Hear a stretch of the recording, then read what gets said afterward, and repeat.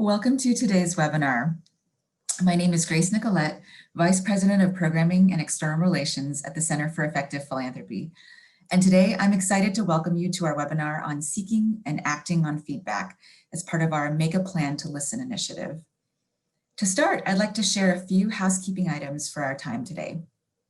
First, we are in a webinar format, which means all of you are muted and have your videos off upon entering the session. If you have questions for the panelists today during today's presentation, and we hope you will, please type them into the Q&A box in your Zoom control panel.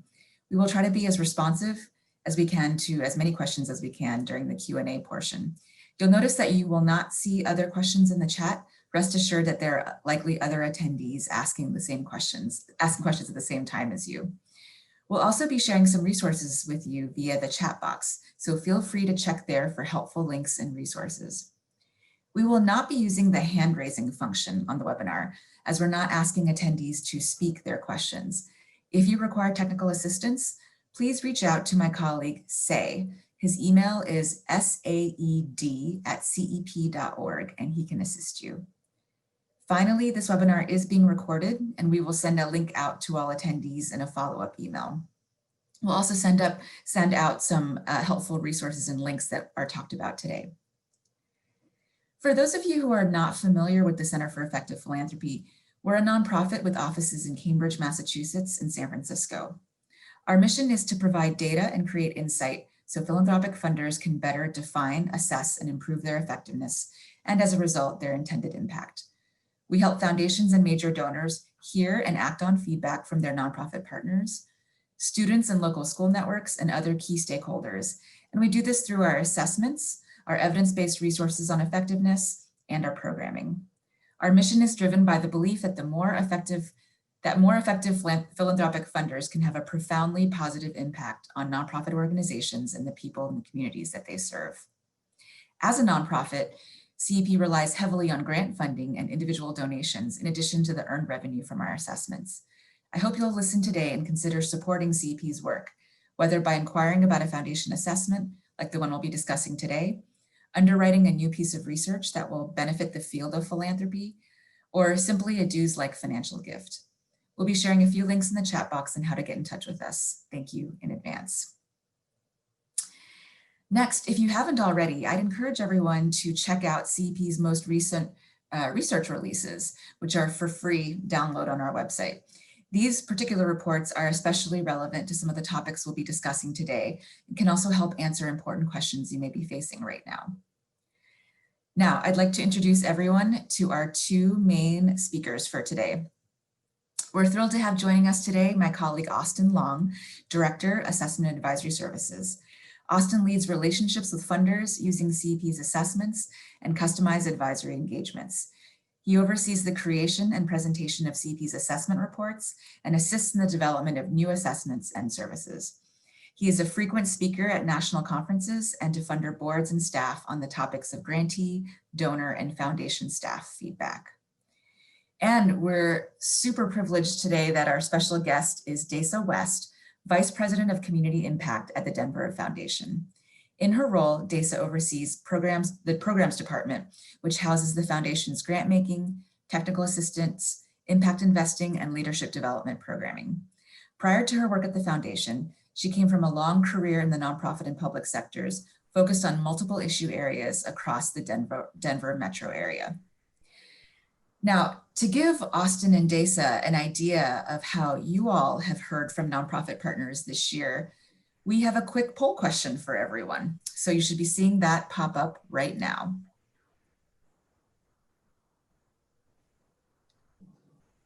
Give everyone a few seconds to respond. And then we can look at the results.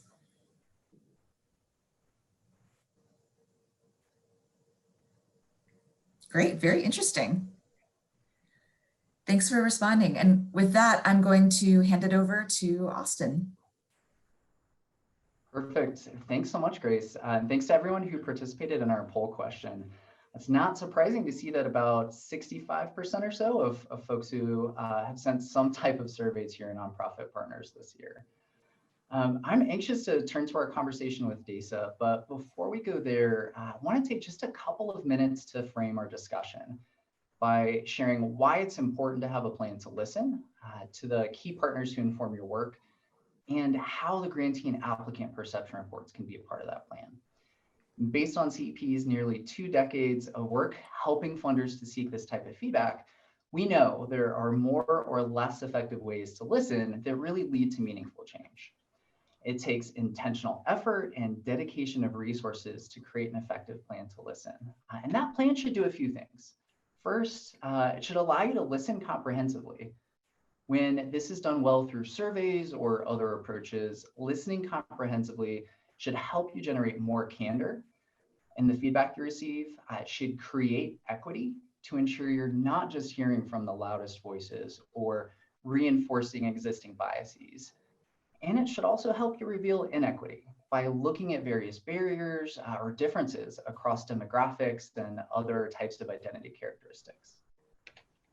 Your plan to listen should also allow you to listen differently. Some of the approaches that worked at the beginning of this year, as we all know, clearly didn't apply once COVID hit. So make sure you're regularly testing assumptions and adjusting your plan to listen based on the context and challenges of the moment. And finally, listen carefully. Don't assume you've heard the whole story the first time you hear feedback. Find ways to get past that funder power dynamic by looking into research or third parties, in addition to, of course, connecting with nonprofit partners directly. And just to be clear, not all listening needs to be comprehensive. Having a good one-on-one conversation with your nonprofit partners is always important, but making a plan to listen is really about finding the right balance of approaches and ensuring that ultimately you can act on what you learn. One aspect of listening that Dace is going to share more about today is the Denver Foundation's experience with CEP's grantee and applicant perception reports. These reports are based on confidential online surveys that CEP conducts of a funder's grantees and declined applicants. And through our rigorous methodology, our approach to confidentiality, the benchmarking that these reports provide, and the insight that leads to change, these assessments can provide a powerful diagnostic to help you determine how to best allocate your resources and prioritize opportunities that ultimately strengthen your impact. In particular, the comparative data that CEP provides from more than 300 other funders whose grantees we've surveyed is crucial in helping to improve based on this type of feedback. And finally, in addition to all of the survey questions we asked that are related to impact, understanding, relationships, and other topics, we also have questions that are especially relevant for all funders to consider now. This includes asking questions about your COVID-19 response and recovery initiatives, your efforts related to the movement for racial justice, and aspects of diversity, equity, and inclusion, as well as key principles of trust-based philanthropy. And with that in mind, I'll pause the slide share here and bring Dace into the discussion. Dace, thanks so much for joining us today and for sharing your thoughts and experiences with the group here. Thanks for having me. This is a great time to type in your questions, and as Grace mentioned, we'll try and get to as many of them as possible.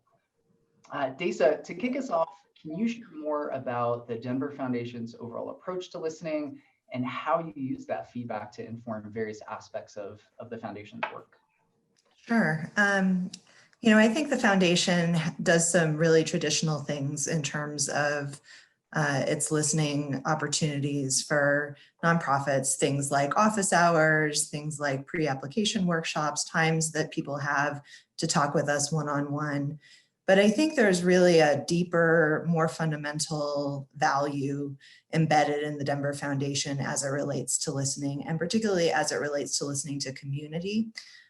We have 2 core values that we use in our grant making, racial equity and constituent leadership. And as part of that constituent leadership, we really look at how our nonprofit partners are listening to the people that they're serving and what that's actually informing.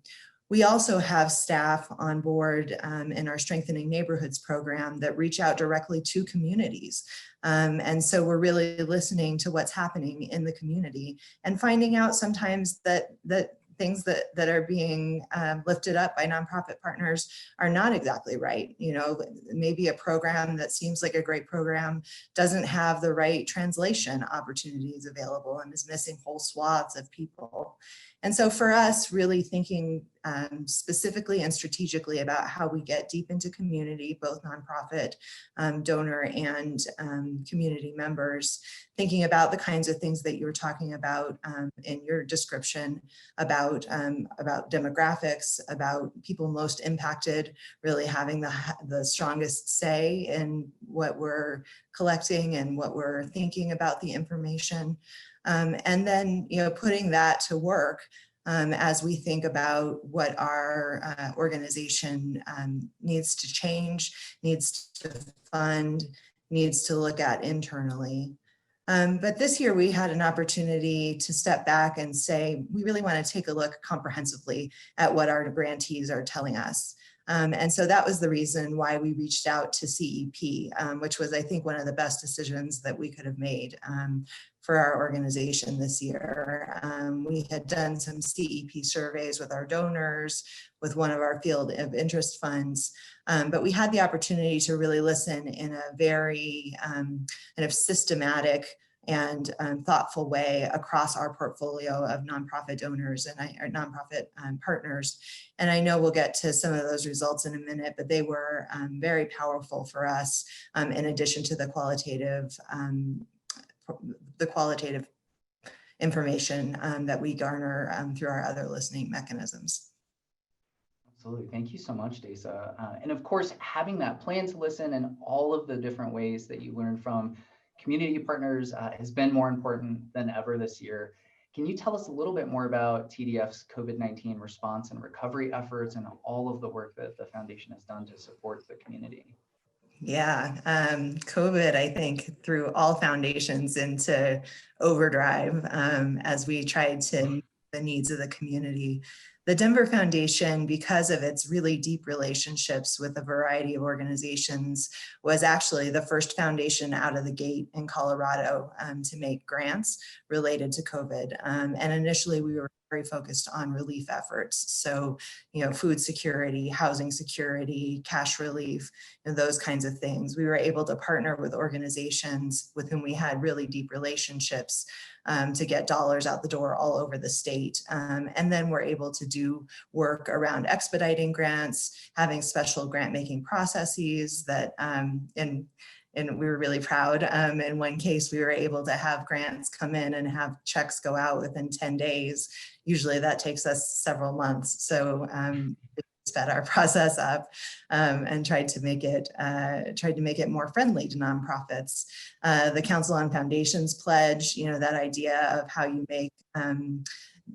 make things more accessible and more open to nonprofits, not requiring reporting, those kinds of things. And I think the thing that was most exciting for us as a community foundation was that we really had the ability to bring together our donors and our discretionary grant making in a really powerful way. So our donors were able to give to what we call our critical needs fund, which was pushing dollars out the door, both from a relief perspective initially, and then in more kind of recovery and resilience focused grant making a little bit later. Donors also gave $40 million out of their funds into the community, in addition to the $4 million that went out through discretionary grant making. And so that was a really exciting opportunity for us to see the best of a community foundation really coming together in all kinds of ways. Yeah, that's amazing, Dace. And I'm really glad that you mentioned the Council on Foundations pledge as well, because TDF is one of more than 700 organizations to sign on to that. And we've talked about this a little bit, but I think it'd be great to share with folks, what have you learned from the changes that you've made this year as a part of more flexibility for grantees and working more closely with partners? And which of those changes do you hope to continue to build on next year? What do you think will stick around for the Denver Foundation? I think it really reinforced a lot of what we had started to think about and started to implement as a foundation. So, I think a good example of that is general operating support. That's a direction that we were leaning, but that really, as part of the Council on Foundations pledge, we said, we're going to really go wholly into this and make sure that we're supporting and trusting nonprofit partners to access and spend resources in the ways that are most necessary for their organizations. And that might be keeping the lights on, and that's really important. And so, I think, I mentioned reporting requirements a little bit earlier. I think those kinds of things for us really just gave us almost permission to really codify something that really was about supporting nonprofit partners in the ways that they need to be supported from their vantage point, instead of the ways that we think we should support them from our vantage point. Yeah, thanks so much, Dace. That's really helpful to hear. And I want to invite Grace back in to see if we have any questions from folks who are joining. I certainly have more questions for you, but I want to give everyone who's participating today a chance to ask some questions to either of us. Grace, any questions you want to share that's come through from folks? Yeah, we have a question from Mike. Dace, you mentioned that that TDF lifted the restriction on reporting. Can you talk more about that? And I guess the specific question is, how do you ensure that goals and outcomes are being achieved? We really looked at it as trust-based grant making. The Denver Foundation reads reports from grantees, don't have a kind of set matrix of, say 3 outcomes that we're trying to see all of our grantees achieve. And so for us, it's important to know that grantees are achieving what they've said they're going to achieve. But in this case, we said, you're doing this work in this unprecedented time, and we're going to trust you to be in the space of doing the work in the best way possible. And so it really was about trust. Great.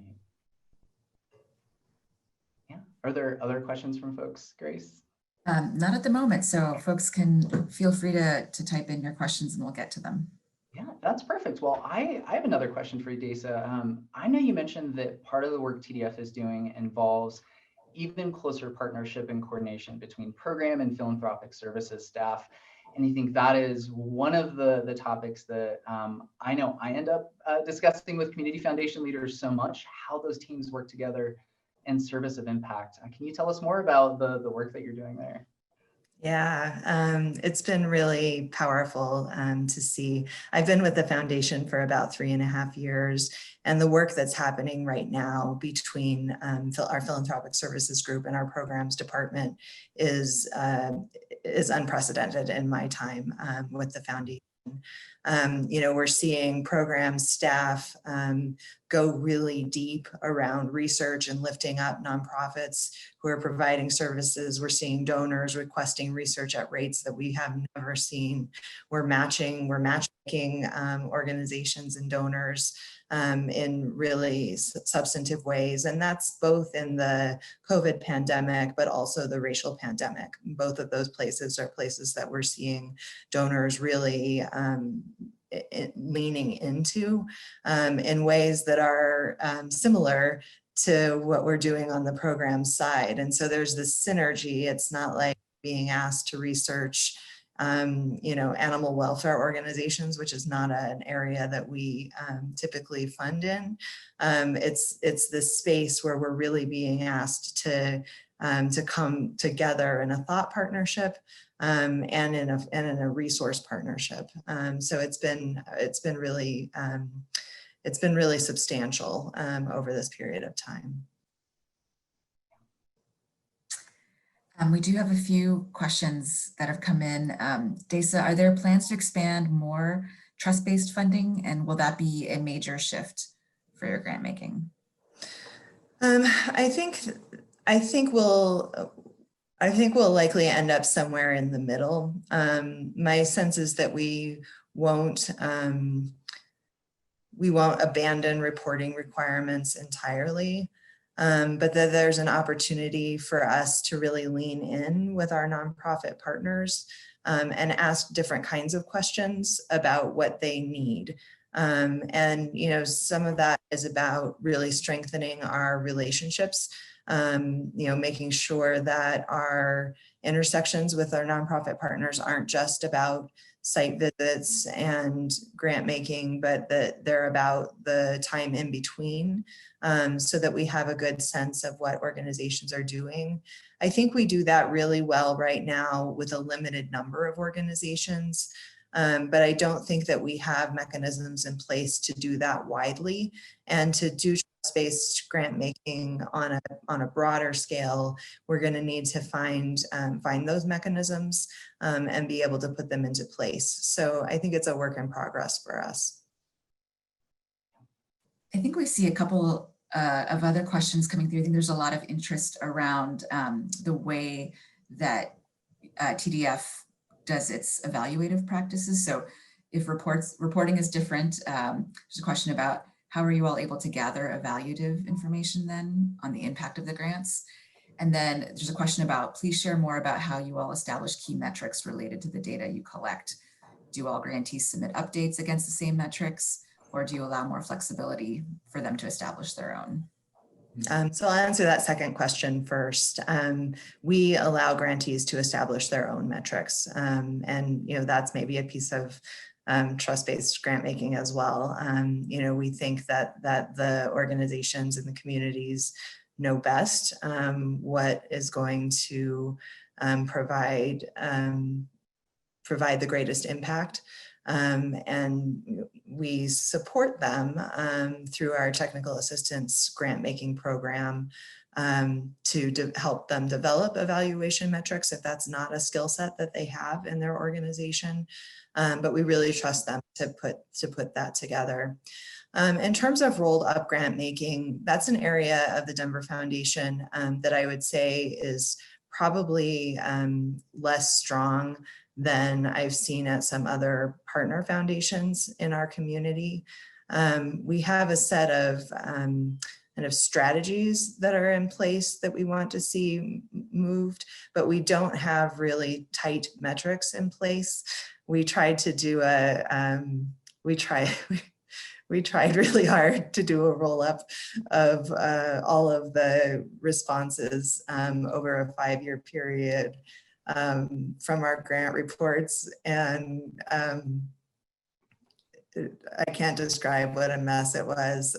It was just spreadsheets miles long and different outcomes, and we were trying to kind of line them up. So I would say the Denver Foundation is not the foundation to look for kind of tight metrics that then describe impact in that way. We do our impact stories much more qualitatively and much more in smaller groups of like organizations. So it might be organizations supporting entrepreneurs and community wealth building. We'll talk about those in a grouping together and their outcomes. But across the portfolio, we just haven't figured out a way to do that based on the diversity of grants and grant topics that we support.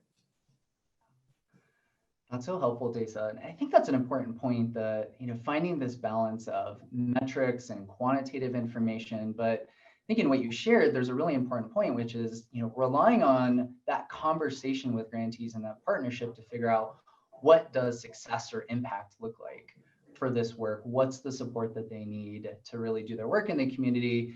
As opposed to some of the kind of top down, let's fit, the round pegs into the square hole and figure out, how the foundation strategies kind of filter throughout, but having that be kind of a conversation and one that feels like a real partnership with grantees and focusing those reporting conversations around learning rather than purely the numbers, I think is such an important part of what TDF has done. So I wouldn't sell that part of it.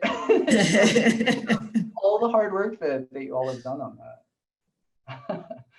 And it looks like we're getting some more questions specifically about some of the grantee and applicant perception report information. So I think this may be a good segue to bring up a couple more slides just to share some of the information in terms of what we heard from your grantees and applicants and how TDF is responding to that feedback. So hopefully the slides are up again for folks here that you can see the screen. So just to give everyone some brief background on what you're seeing, CEP surveyed TDF grantees and decline applicants back in February and March of this year, and we shared the results with Dace and our team this summer. There were a number of strengths and really positive, strong pieces of feedback that came through in the report, and we also learned about some important opportunities for the Denver Foundation. One of those opportunities is what we see on the slide here, related to relationships and interactions with grantees. So for folks who are looking at the slide in the orange bars, that shows us that overall, grantees who responded rated lower than typical for foundation staff responsiveness and comfort approaching TDF. But it's important to keep in mind that COVID was declared a global pandemic while the survey was open in March. So we were able to dig in a bit deeper, work closely with Dace to see that some grantees experienced their relationships with staff much more positively than others. And that's reflected in the blue bars, where grantees who responded to the GPR survey after COVID hit rated significantly higher than those who responded before. And we also saw this come up in a number of comments from grantees about how much they appreciated the way that TDF was supporting the community and addressing all of the critical needs. So to us at CEP, this suggested that TDF's response and interactions related to COVID have been particularly helpful during a challenging time for many organizations. And with that piece in mind, Dace, can you share a little bit more about how you've worked with staff and the board to learn from these findings, and what changes is TDF planning to make? How are you responding? Sure. So I picked that slide in particular because it was probably the most jarring slide for us, to see ourselves in the 3rd percentile for responsiveness and the 5th percentile for comfort, talking to organizations. And we were a little bit relieved to see that, there were some things that we had done during the pandemic that improved that, but still we wanted our scores to look higher. And that was the case for a number of things across the feedback. So what we said is everybody needs to know about this. It's really important for us to be addressing it. It's important for us to be sharing it. It's important for us to have people know and to be transparent about what this feedback has to say, so that 2 years from now, 3 years from now, when we do this survey again and our responses look different, that people are able to remember that we shared this information. So we made presentations to our Board of Trustees committee that oversees the programs department. We talked about the results with our full board. We made a presentation to our full staff, and we worked very hard within the programs department to think about what the initial ways would be that we would respond to our stakeholders, and then held a stakeholder session. And what you see here is the first slide from that stakeholder session. I'm going to show you a couple more. And they're not going to be things that, kind of rock your world. They're going to be a little obvious, but they're really important things for us to commit to. And their culture change. And so that's why you see on this slide, this piece about, we heard you, and we're going to change our organizational culture to be able to match your expectations, because we want to do better than 3%. That's important to us. So Austin, can you go to the next slide? So responsiveness was the first thing that we addressed. And as I said, some of these things aren't gonna be mind blowing, but just a promise to them to get back to them within a 2-day period. We set up a customer service hotline that goes directly to me. If you haven't heard from somebody in that period of time, either by phone or by email, then you have a place to go with that. So that it's not just, kind of out in the ether. Really basic promises: when we'll get back to you when we tell you that we'll get back to you. And we'll provide you updates. And this is something that we started in the last grant cycle, just providing periodic updates over the course of the review period, so that everybody knows exactly where they are in the process, where they are in review. Are we at site visit? Where are we? So that was one area that we focused on. We also really heard folks talk to us about wanting an application process that was more streamlined for the size of grant that the Denver Foundation gives. Our average grant size is right about $20,000. And what folks were telling us was, for a grant of that size, your process is a little bit too much. So we had done some work the year before on streamlining the grant making process, but we're going to go back through and rework that. And we're in the process of doing that right now. We also saw in our COVID work that we could do a very lean application and get most of the information that we needed to make a grant.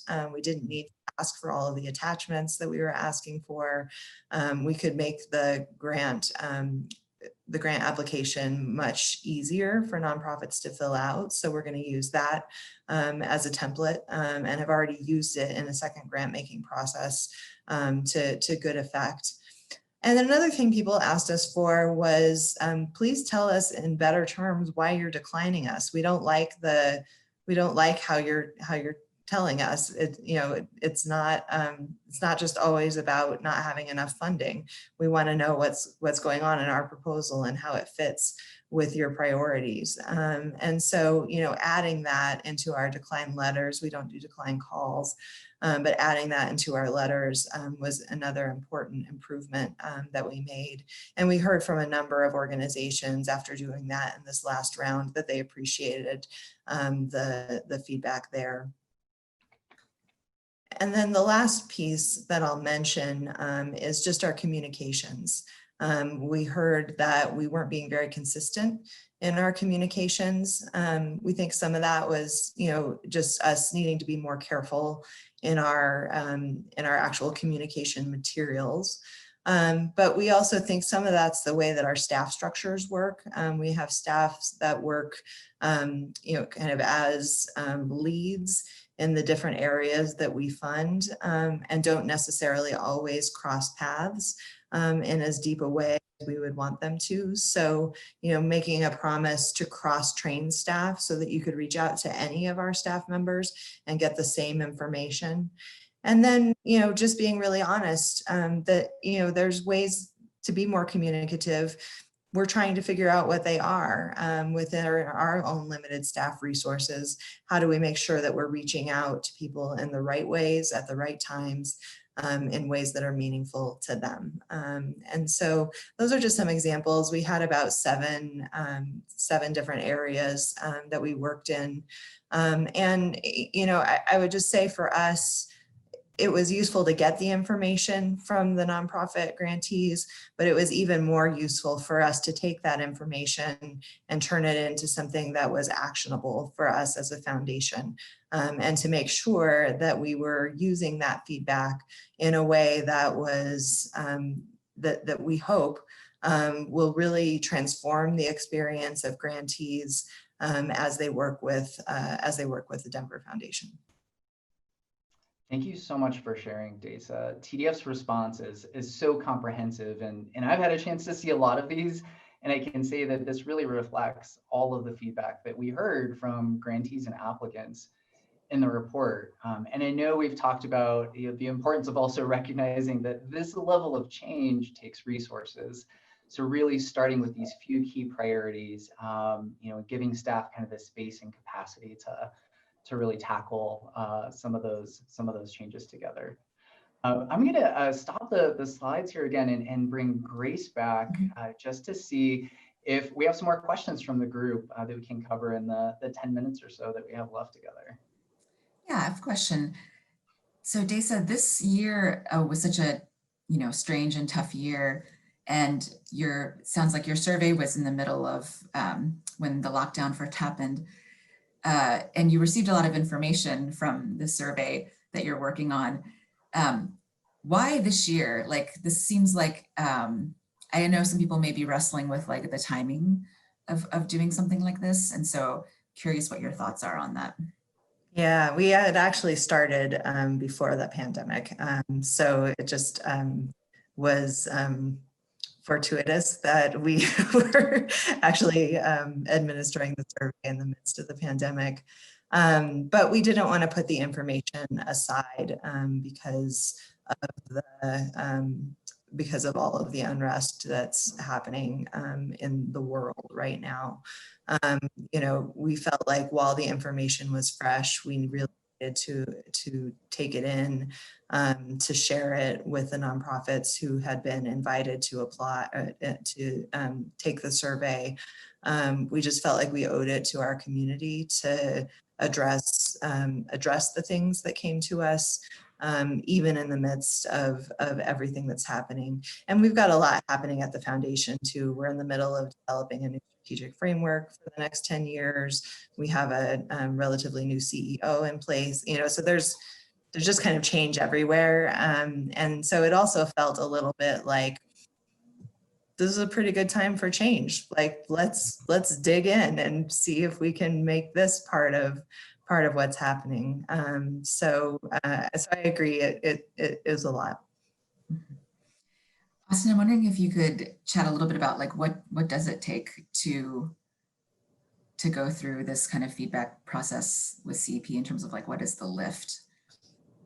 Sure, yeah, as I think Dace knows well, the process is kind of bookended. So across the 4 to 5 months where we work together on the assessment, the upfront piece is really important. That's where we dig in, work on some custom questions that would be added to the standard survey, pull the contact information, and I think really start with a conversation about what are you trying to learn from this feedback, making sure that this perception report's the right fit, and that talking about how it fits into the broader plan to listen as well. And then CP really goes away and takes everything from there. We send out the survey, seek all the feedback, create a comprehensive report, and then we come back together at the end of the process to have a series of conversations that often involves the leadership team and staff and the board, and ideally sharing this back with partners, as Dace did with at TDF, to really kind of make use of the findings and kind of lead to exactly what Dace shared, which is a really thoughtful plan of how to respond to this feedback, how to communicate back to nonprofit partners what you heard and how the foundation's responding. Okay.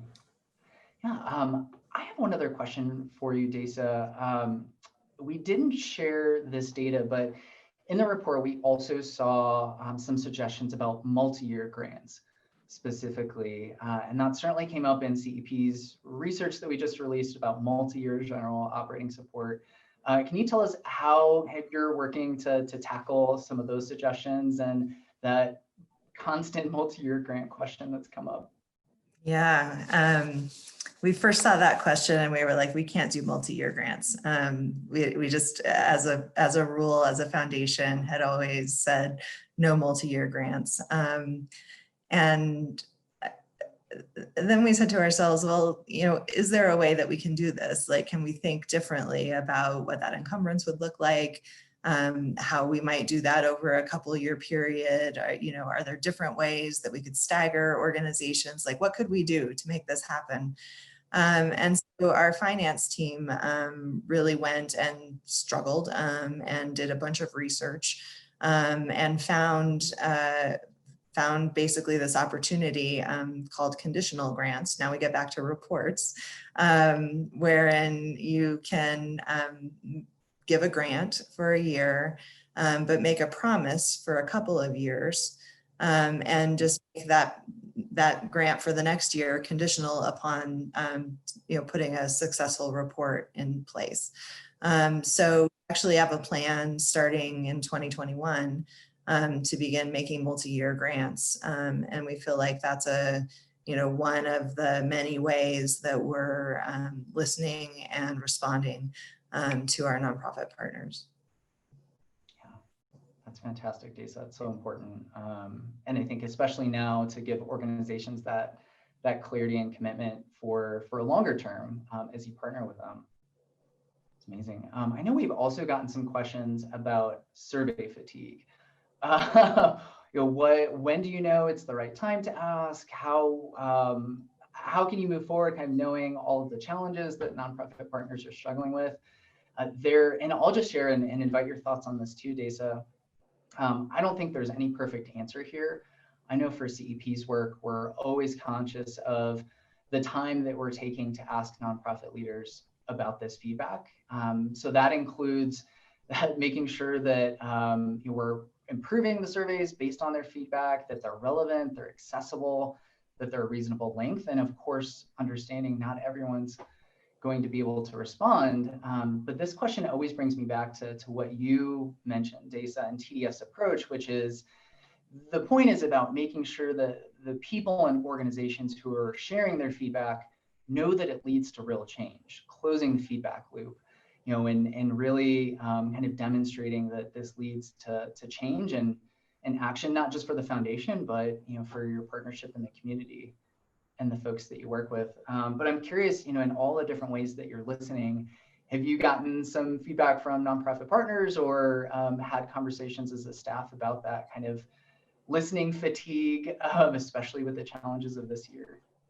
We definitely have, and something that we reflect a lot on in our organization is this question of power, and I think that's really what we're talking about here is the power that we wield as a funder, and what that means when you're asking for feedback from nonprofit organizations in particular who are reliant on the funding that you may provide or who are hopeful about the funding that you may provide. And so I agree, Austin, that there isn't a perfect answer, and that providing context for folks to be able to make a determination about whether it's worth their time, and being really clear that their funding isn't contingent upon participating in a survey, I think is really, really critical in helping people be able to have the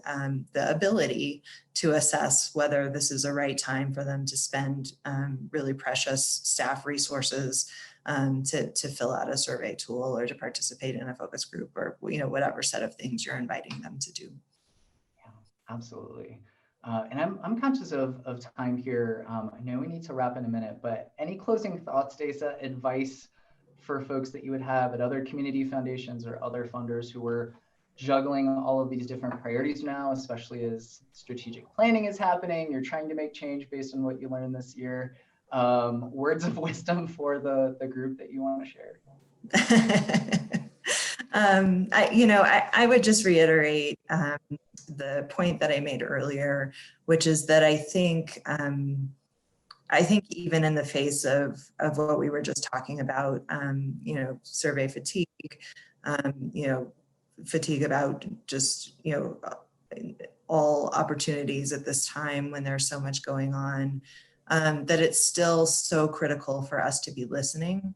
And if we're not listening, we're really missing the boat. And so finding those ways to continue that connection to all of the stakeholders that you're engaged with, even when it feels like there's not time to do it, because there's so much, right in front of your face that's happening. But I think we owe it to the people that we're serving and the people that we're working with to lean into that listening. And to prioritize that listening and to lift it up.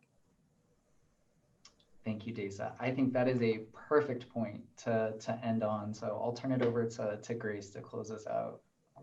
Great. I want to say a special thank you, Dace, to you and Austin for this great conversation. As was mentioned in this discussion, if you haven't already, please do check out CEP's assessments on our website, cep.org, as well as our customized benchmarking and advisory services. Feel free to contact Austin with any questions. And for funders outside the US, please feel free to get in touch with our colleague, Charlotte Brugman, who's based in Amsterdam, and she leads our work there. Finally, if you enjoyed this webinar, please do share any feedback with us that you may have and consider supporting CEP's work either through a donation, a grant, commissioning assessment, or a research project with us. We'd love the chance to share more about the work we're doing to help funders be effective as possible. Thank you again, and farewell till next time. Thank you so much, everyone. And thank you again, Dace.